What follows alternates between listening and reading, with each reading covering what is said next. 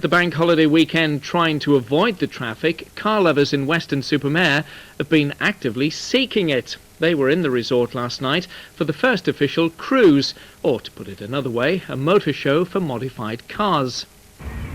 It was the biggest traffic jam Weston-super-Mare could ever remember, and for once everyone was happy to be in it.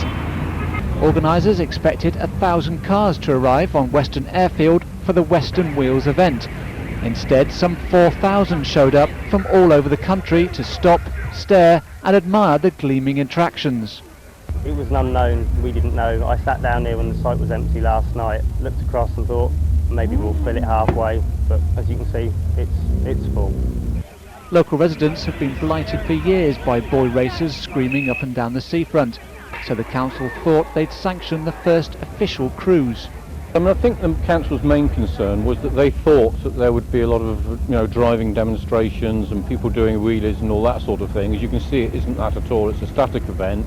There's no alcohol here, so it's really somewhere where the kids can get together and talk about their cars. And most of the locals welcomed the initiative too. We've got lovely weather, we've got loads of people here, it's well policed. What harm are the guys doing?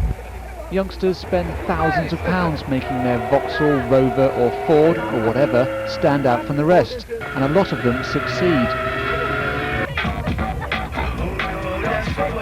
As night fell, the noise levels rose, but no one seemed to mind. In fact, the louder, the better. How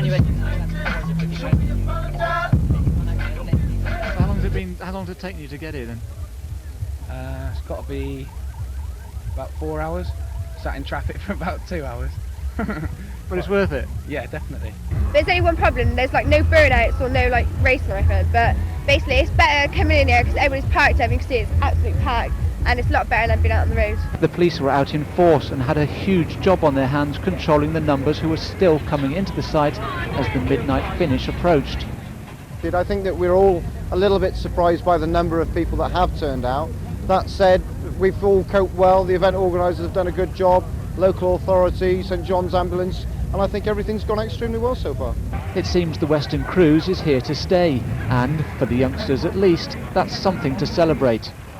Richard PAYNE, HTV News, Weston-super-Mare.